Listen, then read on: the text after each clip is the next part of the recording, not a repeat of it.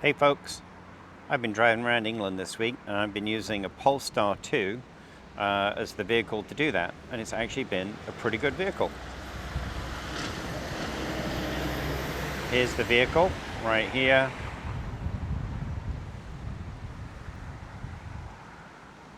As you can see, the styling's quite nice, and that's one of my top things that I like about this car. It's a regular style car, as you can see there. Probably a little difficult on the hill, but it's quite a sporty looking car. So let's open it up and go check inside. All right, here we are inside. This is one of my favorite features. The system works pretty well, but it works really well with Google Maps.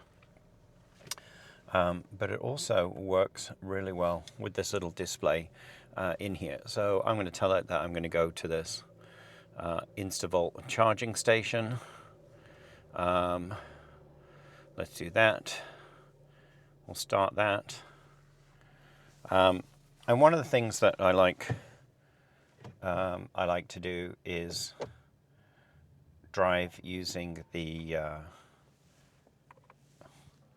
display here. So as you can see here, there's a beautiful integration of the map with behind the steering wheel panel, which I think is really neat. My Tesla only has one display, but I have been finding myself getting really quite a lot of use out of this display here. So that's the positive feature number one. The next positive feature is it is nice and quiet when driving. The styling is quite nice from the outside. The software is pretty good. Most of the features here, you can hit, set your driving preference. I like my steering firm. I like one pedal drive as standard, and I don't want any creeping. So I don't want it to feel like a regular gas car when I'm usually driving an electronic car anyway.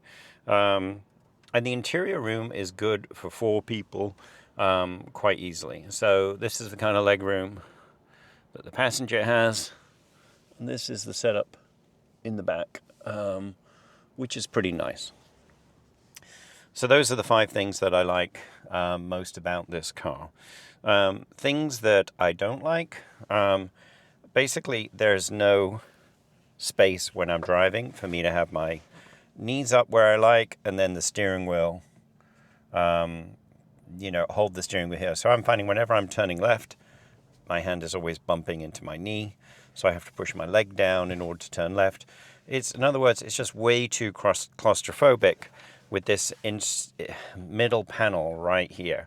It's no real need for it. There's no transmission panel. There's no, and yet we still have a transmission tunnel in the back, and there's no transmission. So this is kind of a massive waste of space. The other thing is the cup holder is way in the back here, and the second cup holder is way here. I had to open this compartment, as you can see, for the cup holder. So when you're driving along, you have to really kind of twist yourself to get to the cup. That's just not logical in my mind. These door mirrors don't really adjust enough. That's my pet peeve. So I actually want this to be higher when I'm driving, and I actually can't get it higher. It only goes to a certain level.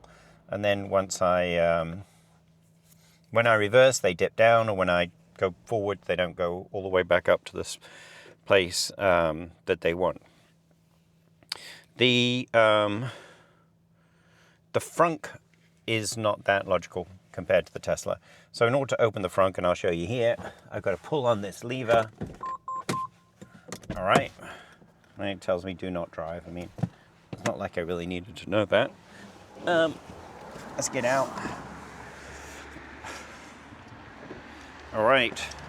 Now, in the Tesla, the frunk just pops up. You just lift it right up like this. You can't do that here. You've got to find this little yellow thing here. Push that down. So you've got to use 2 hands or lift it up. There you go.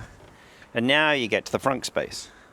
So the front space is decent, but you got to pull this thing in order to get. You got to pull this thing in order to get to it. That to me is just a bad design.